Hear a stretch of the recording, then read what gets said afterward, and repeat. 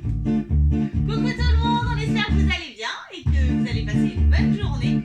Alors aujourd'hui, on est jeudi 23 avril et on va raconter Poussette, un conte qu'on adore depuis que Zoé est toute petite.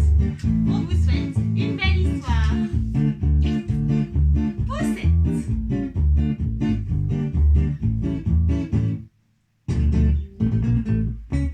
Bonne histoire. Il était une fois une femme qui désirait plus que tout avoir un enfant. Elle décida un jour d'aller demander conseil à une sorcière, qui lui dit « Prends ce pot et tu planteras cette graine. D'accord. Tu planteras cette graine et tu verras. » Alors aussitôt rentrée chez elle, elle planta la graine. Bientôt, elle vit pousser une grande et belle fleur. Oh, quelle jolie fleur! Délicatement, les pétales s'ouvrirent une à une. Oh, et à l'intérieur, une minuscule petite fille apparut. Elle n'était Plus grande qu'un pouce. pas plus grande qu'un pouce. Sa mère l'appela donc Poussette et lui fit un berceau dans une coquille de noix. Une nuit, un crapaud aperçut Poussette endormie. Quel magnifique enfant! Elle serait parfaite pour mon fils. Il prit le berceau et l'emmena dans le marécage où il habitait.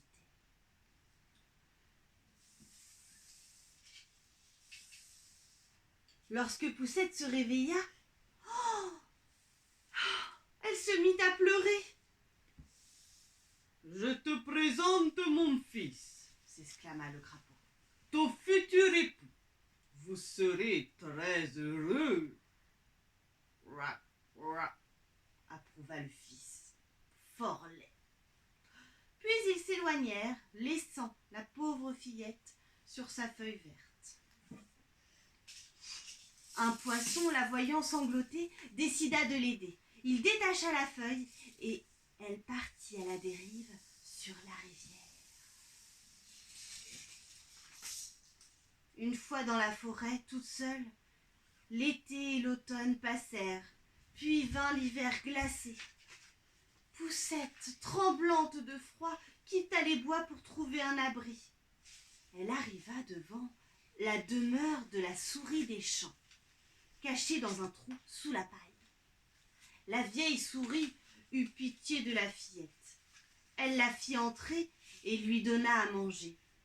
Puis elle lui dit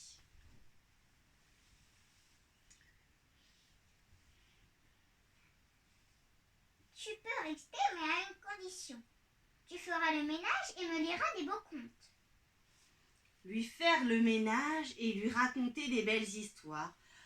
Poussette accepta avec reconnaissance. Un jour, la souris lui dit « Nous allons rencontrer mon voisin.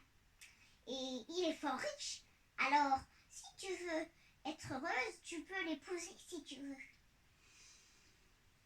Le voisin, qui était une taupe, montra tous ses logis à Poussette. C'étaient des tunnels très grands. En visitant les lieux, ils virent une hirondelle inanimée sur le sol. Poussette voulut l'aider, mais la taupe lui dit « Ne vous arrêtez pas pour si peu, ma petite. Ce n'est qu'un oiseau. » La fillette ne dit rien, mais la nuit, elle revint en cachette aider le pauvre animal. Elle entendit alors battre faiblement son cœur. Et ainsi, tout l'hiver, Poussette soigna l'hirondelle qui revint à la vie. Au printemps, le temps vint pour l'hirondelle de s'envoler. Elle proposa à Poussette de l'accompagner, mais elle refusa, ne voulant pas abandonner la vieille souris. L'oiseau prit son envol dans le ciel, laissant la fillette fort triste. Un jour, la taupe demanda en mariage Poussette. Poussette pleura, car elle ne voulait pas l'épouser. Le jour de ses noces, elle alla regarder le ciel une dernière fois. Adieu soleil et petites fleurs colorées. Si vous revoyez l'hirondelle, saluez-la de ma part.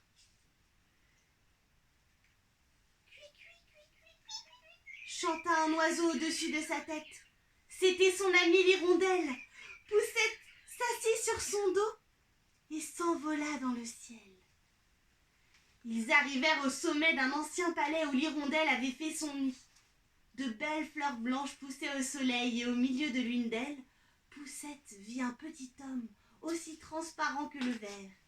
Il portait une couronne d'or sur la tête et avait 2 ailes brillantes sur le dos. Émerveillé par la beauté de la jeune fille, le prince lui demanda « Voulez-vous m'épouser et devenir reine des fleurs ?»« Je serais enchantée, répondit Poussette. Il lui offrit une paire d'ailes blanches et elle put ainsi voler de fleur en fleur. Et là-haut, dans le ciel, l'hirondelle chanta pour les jeunes amoureux. On espère que cette petite histoire vous a plu et on vous dit à demain et on vous souhaite une bonne journée. À demain les copains. Grâce à vous les amis, on vit des aventures et c'est bien plus marrant que de faire des confitures. On raconte des histoires pour garder de l'espoir, rêver, partager et aussi s'amuser. Grâce à vous les amis, on vit des aventures, histoire des pas de chichi.